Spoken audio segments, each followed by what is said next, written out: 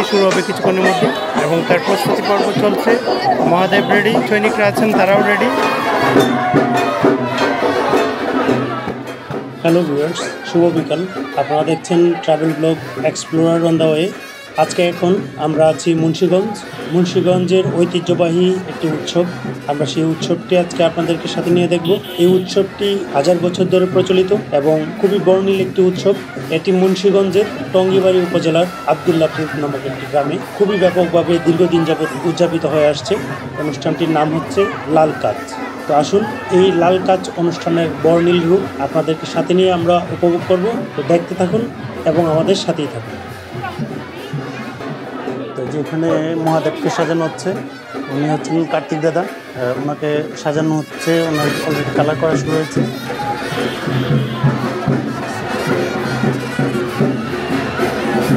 এটা মূলত সন্ন্যাসী বাড়ি। এখানে বিভিন্ন জায়গার লোকজন এসেছেন। High high, where are you from? Belgium. Belgium? Yes. Oh, nice country. Yes, nice country. Thank you. You're both of... Yes. Thank you. What's your name, please? Anime. My name is Anime. Anime. Hans. Hans. My name is Oppo. Thank you. Nice to meet you. Nice to meet you. Thanks. আপনার নামটা kindly একটু বলবেন। অমৃতলাল। হ্যাঁ, অমৃতলাল গোস্বামী। আচ্ছা, আমি একটু জিনিস জানতে চাই যে এইটা কত সাল থেকে শুরু হয়েছে, এটা কি বলতে পারবেন? 2000 বছর আগে। আমার এই 85 চলছে। 85 ইয়ার্স ওল্ড। এই যে অনুষ্ঠানটা, এটার নাম কেন লাল কাজ বলা হয়? লাল কাজ পূর্বে সন্ন্যাসীরা তারা এই যুদ্ধ করছে, অসুরের সঙ্গে যুদ্ধ করছে। অসুর ছিল, অসুরের সাথে যুদ্ধ করছে। মা দুর্গা যেমন অসুরের সাথে যুদ্ধ করে, সেরকম অসুরের সাথে যুদ্ধ করছে। ওই তখন থেকেই ওই লাল কাজটা শুরু হয়, অসুর ধ্বংস করা। এই জন্য ওনারা লাল কাজ শব্দটাকে বেছে নিয়েছে। এই কাজ কিন্তু যে আমাদের যে কাচের জিনিসপত্র সেই কাজ না। না, এই কাচের মিনিং কি তাহলে? এই কাজটার অর্থ হলো জনগণের মঙ্গলের সুবিধা আছে, মঙ্গল সুবিধা আছে, জনগণের উপকারে বা কল্যাণার্থে উপকার আছে। মা দুর্গা যেমন অসুর ধ্বংস অস্ত্র দেওয়া করছে না, এরকম আমাদের যে আজকাল অস্ত্র নেওয়া হবে। দেখছেন, বড় বড় তরোয়াল, রামধাল, প্রতীকী, ওই অসুর নিধনের প্রতীকী এখনো আপনারা প্রতি বছর পালন করে আসছেন? হ্যাঁ, প্রতি বছর প্রত্যেক দল এখানে আসবেন। হ্যাঁ, প্রত্যেক দল এখানে আসবেন। থ্যাংক ইউ দাদু, আপনাকে কষ্ট দিলাম এই অসুস্থ শরীরে, অনেকক্ষণ কথা বলেছি। না না না, ধন্যবাদ আপনাকে। আমি চাচ্ছি যে এখানে শিব সাজানো হচ্ছে, বিভিন্ন জায়গার লোকজন এখানে অ্যাটেন্ড করছে। কাজ অনুষ্ঠানের সবচেয়ে বড় যে অনুষঙ্গ মহাদেব এবং তার সৈন্যবাহিনী, তার মধ্যে এখন মহাদেবকে সাজানো হচ্ছে। এখানে দেশ বিদেশের বিভিন্ন জায়গার ফটোগ্রাফার আছেন যারা এই অনুষ্ঠানে পার্টিসিপেট করতে এসেছেন। আজকে এরকম একটা ফেস্টিভ্যালের অংশ হতে পারে, আমরাও খুব আনন্দিত। রথের গোস্বামী এবার শিব সেজেছে। আপনারা দেখছেন লাল কাজ ফেস্টিভ্যালের প্রস্তুতি পর্ব। এই যে লাল কাজ ফেস্টিভ্যালের যে মহাদেবের যে সৈনিক যারা, তারা এরকম সিঁদুর রঙে সাজছেন।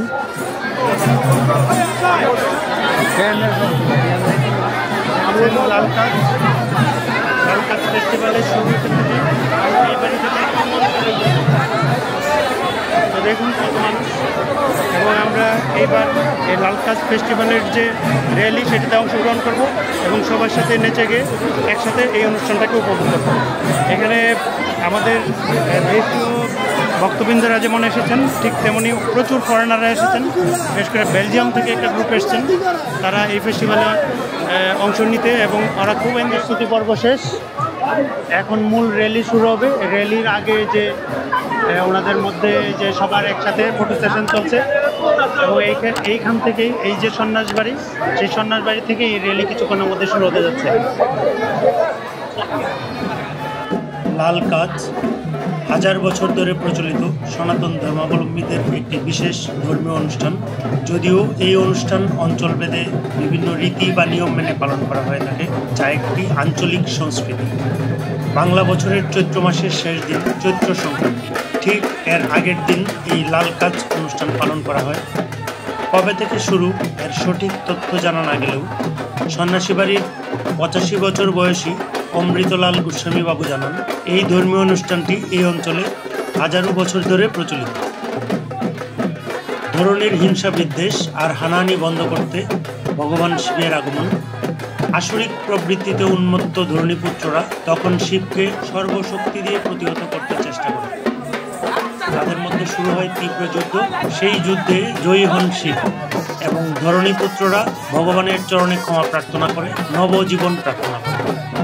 ভগবান শিব তাদের ক্ষমা করে দিয়ে আশীর্বাদ করেন। চৈত্র সংক্রান্তিতে মহাদেবের কাছে নবজীবন প্রার্থনার এই ধর্মীয় রীতিটি প্রতি বছর সাড়ম্বরে পালন করেন মুন্সিগঞ্জের টঙ্গিবাড়ি উপজেলার আবদুল্লাপুর গ্রামের হিন্দু ধর্মাবলম্বী। লাল কাজ খুবই আকর্ষণীয় ও বর্ণিল। আবদুল্লাপুর গ্রাম লাল কাছের জন্য বিখ্যাত। সংক্রান্তির আগের দিন দুপুরের পর প্রতিটি পাড়া থেকে একটি করে দল বের হয়। প্রতিটি দলে থাকে 10 থেকে 12 জন। শিব মন্দিরে পূজা দিয়ে শুরু হয় শরীরে রং মাখার কাজ। ধরণীপুত্রদের হাতে থাকে তলোয়ার, গলায় লাল মালা, কোমরে পেঁচানো থাকে একটি লাল শাড়ি, মাথায় ফুলের মালা এবং মুখে রক্ত জমানো। দলপতির ডান হাতে থাকে তলোয়ার আর বাঁ হাতে থাকে একটা জারদ সন্তানের মা, যা কিনা সন্ন্যাসীর শক্তি বাড়িয়ে দেয় বহু। দলে একজন সাজেন মহাদেব, গায়ের রং নীলাভ, তার হাতে থাকে ডমরু ত্রিশূল, পরনে বাঘের চামড়ার বসন। লাল কাছের দলটি শিবের নেতৃত্বে তলোয়ার হাতে এগিয়ে চলে সন্ন্যাসবাড়ি মন্দিরের দিকে, তারপর লোকনাথ মন্দিরের দিকে, তারপর শ্মশানের দিকে। এভাবে প্রতিটি দল সারা পাড়া মন্দিরগুলো প্রদক্ষিণ করে। কাজ ফেস্টিভ্যাল র্যালি শুরু হয়েছে। কাজ ফেস্টিভ্যালের চারদিকে একটা উৎসব মুখর পরিবেশ। বর্ণ ধর্ম নির্বিশেষে সবাই এই উৎসব অত্যন্ত আনন্দের সাথে উপভোগ করে আসছে প্রাচীনকাল থেকে। অশুভ শক্তির বিনাশে মহাদেব ধারণ করেন অগ্নিমূর্তি। রক্তলাল রঙে রঙিন ধরণীপুত্ররা বীর দর্পে তলোয়ার উঁচিয়ে বিশেষ ভঙ্গিতে নাচতে থাকেন। এ সময় ঢাকঢোলের শব্দের নৃত্য করেন সকল অংশগ্রহণকারী সনাতন ধর্মাবলম্বীরা। গীত বাদ্য সহযোগে প্রতীকী নৃত্যে অসুরবদের এই পর্বটি লাল কাজ উৎসব নামে পরিচিত। ঐতিহ্যবাহী লাল কাছের শুরুর দালিলিক কোনো তথ্য না থাকলেও এটা এই অঞ্চলের একটি প্রাচীন পার্ব। লাল কাছের আধ্যাত্মিকতা মানুষের মনকে ঐক্যবদ্ধ হতে এবং সামাজিক বন্ধনকে আরও দৃঢ় করবে অনন্তকাল। শিব যেমন উন্মত্ত, তার যে সঙ্গী সাথীরা তাদের উন্মত্ত নৃত্য, এই উন্মত্ত নৃত্যই হচ্ছে এই কাজ ফেস্টিভ্যালের একটা বিশেষ বৈশিষ্ট্য। আপনারা দেখছেন কাজ ফেস্টিভ্যাল, সেখানে মহাদেব এবং তার যে সৈনিকরা আছেন তাদের সেই উন্মত্ত নৃত্য।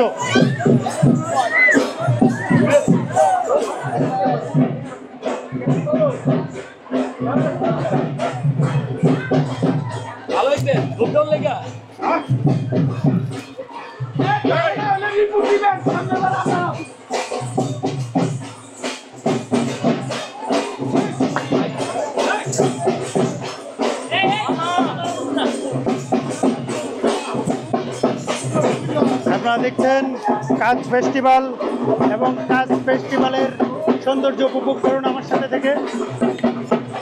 এই কাজ ফেস্টিভ্যালের মূল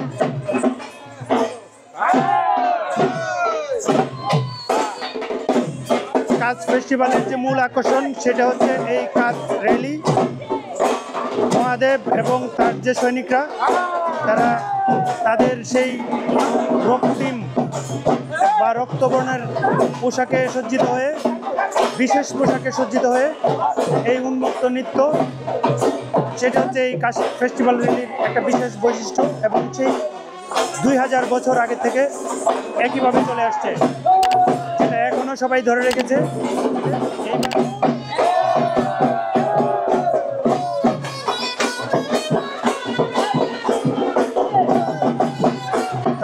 দেখছেন কাজ ফেস্টিভ্যালের সেই উন্মত্ত নৃত্য।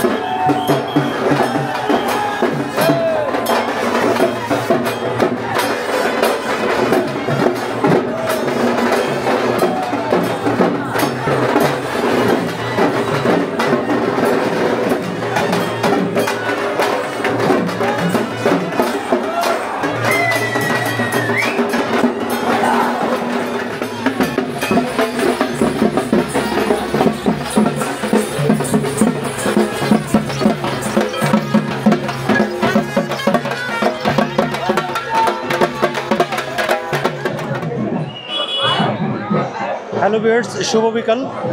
এই মুহূর্তে আমি আছি আবদুল্লাপুর মুন্সিগঞ্জ, যেখানে এই কাজ ফেস্টিভ্যাল চলছে। আপনারা দেখছেন আমার পিছনে কাজ ফেস্টিভ্যালের যে শিব এবং তার যে সঙ্গীদের উদ্দাম নৃত্য সেটা চলছে এখন। আপনাদেরকে আমন্ত্রণ জানাচ্ছি এই কাজ ফেস্টিভ্যালে, আমার সাথে এনজয় করুন এই কাজ ফেস্টিভ্যাল।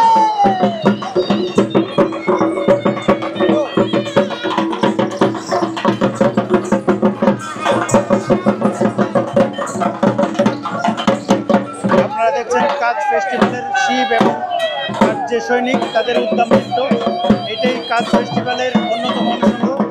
এবং এই যে শিব এবং তার যে সৈনিকদের এই কাজের যে নৃত্য সেটাকে সবাই উপভোগ করেন এবং এখানে প্রচুর জনগণ উপস্থিত হয়েছেন এই কাজ নৃত্য উপভোগ করতে।